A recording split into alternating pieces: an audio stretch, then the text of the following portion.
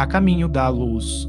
História da civilização à luz do Espiritismo. Ditada pelo Espírito Emmanuel. Psicografada por Francisco Cândido Xavier. Feb, 1939. Renascença do mundo.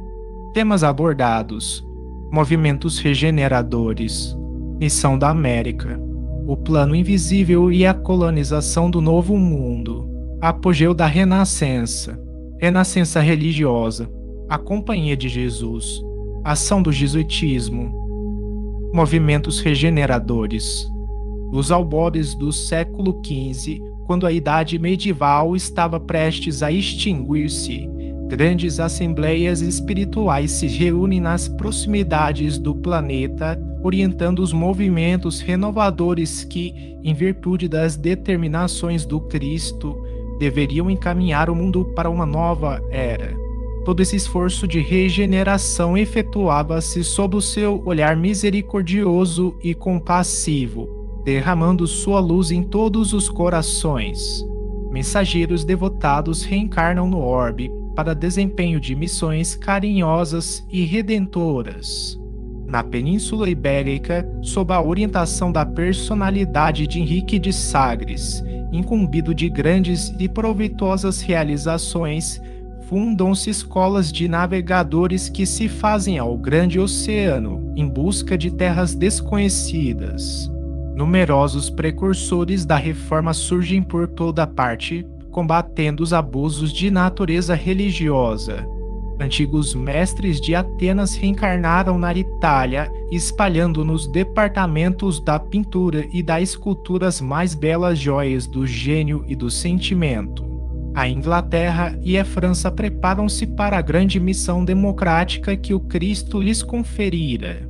O comércio se desloca das águas estreitas do Mediterrâneo para as grandes correntes do Atlântico, procurando as estradas esquecidas para o Oriente.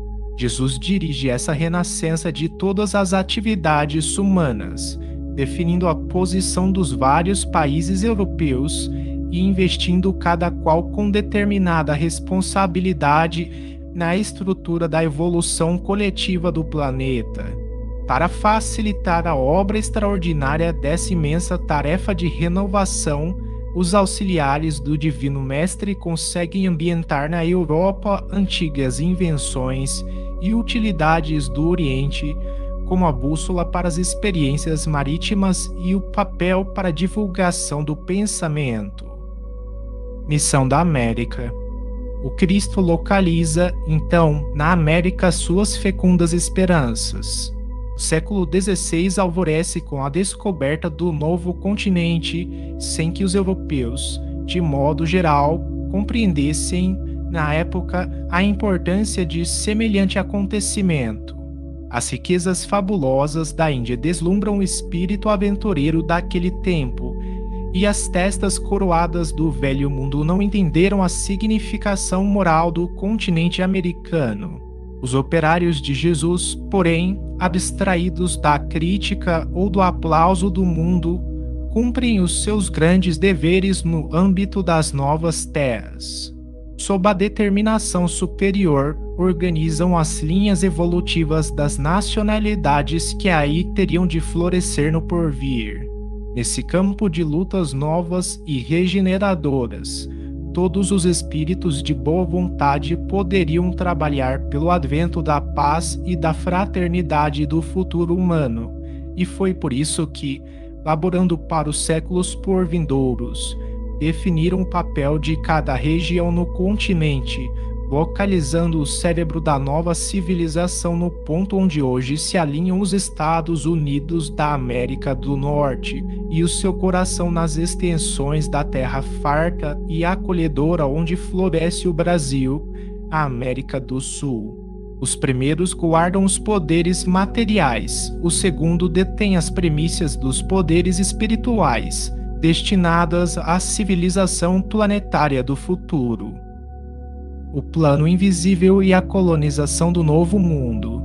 Após a descoberta da América, grande esforço de seleção espiritual foi levado a efeito no seio das lutas europeias, no intuito de criar no Novo Mundo um outro sentido de evolução.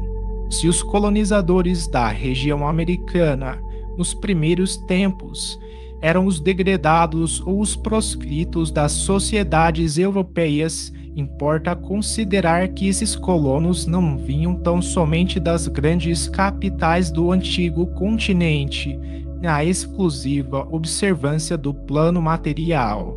Do mundo invisível, igualmente, partiram caravanas inúmeras de almas de boa vontade, que encarnaram nas terras novas, como filhos daqueles degredados muitas vezes perseguidos pela iniquidade da justiça dos homens. A esses espíritos mais ou menos adiantados, aliaram-se numerosas entidades da Europa, cansadas das lutas inglórias de hegemonia e de ambição, buscando a redenção no esforço construtivo de uma nova pátria em bases sólidas de fraternidade e amor, originando-se, desse modo, entre os povos americanos, sentimentos mais elevados quanto à compreensão da comunidade continental. Se reconhecemos na América a projeção espiritual da Europa, temos de convir que se trata de uma Europa mais sábia e mais experiente, não só quanto aos problemas da concórdia internacional e da solidariedade humana, como também em todas as questões que significam os verdadeiros bens da vida. Apogeu da Renascença. Essa renascença, iniciada do alto, clareou a terra em todas as direções.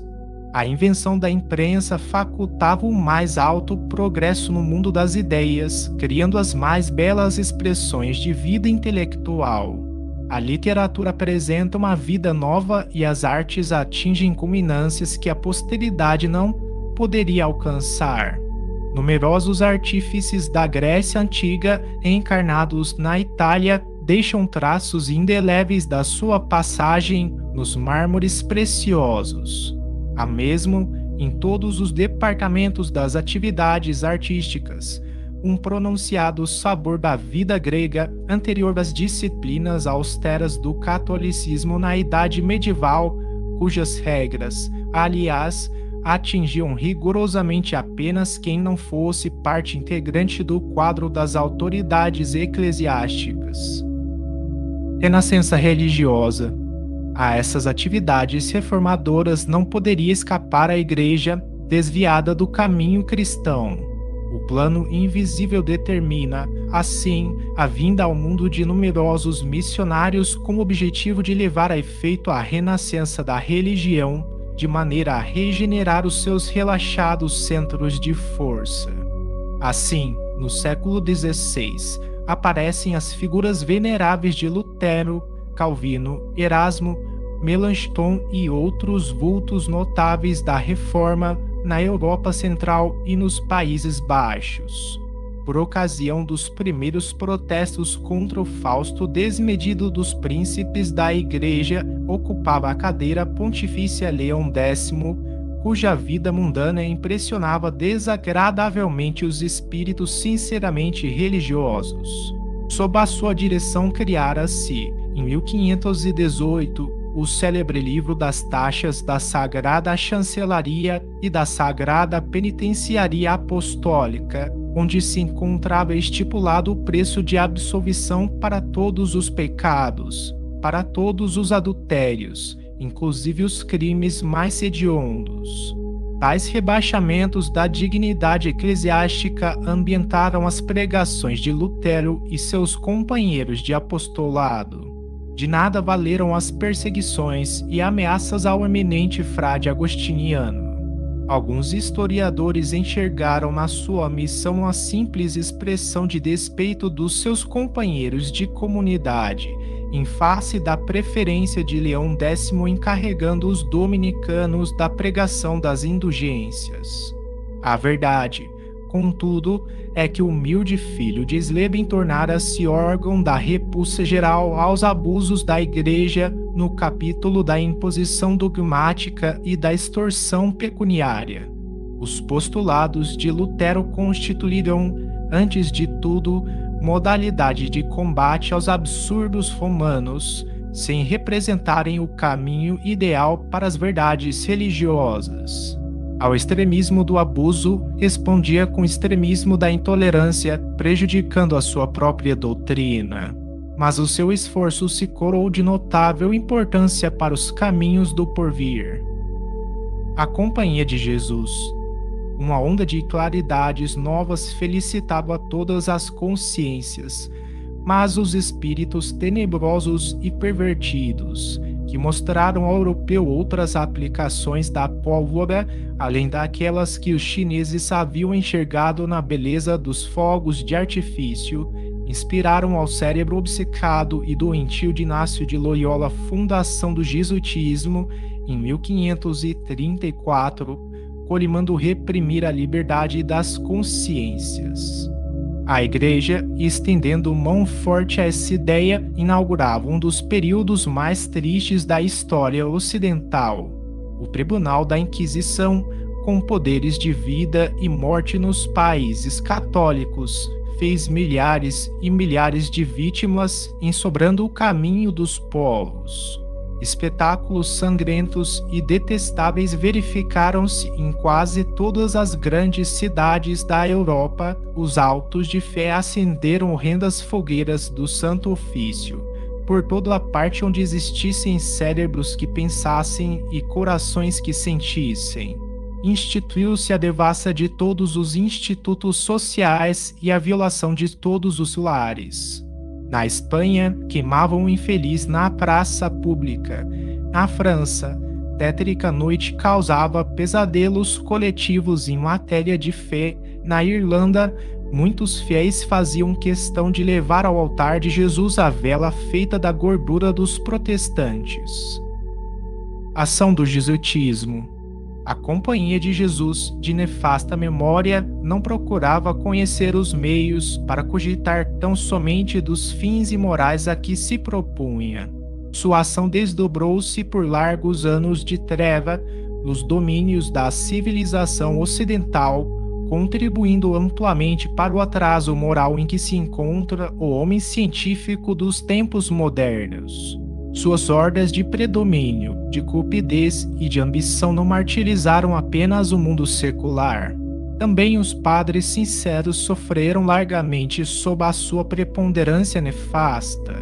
Tanto assim que, quando o Papa Clemente XIV tentou extingui-la em 1773, com seu breve dominus ac redemptor, exclamava desolado: assino minha sentença de morte, mas obedeço à minha consciência. Com efeito, em setembro de 1774, o grande pontífice entregava a alma a Deus, no meio dos mais horrorosos padecimentos, vitimado por um veneno letal que apodreceu lentamente o corpo.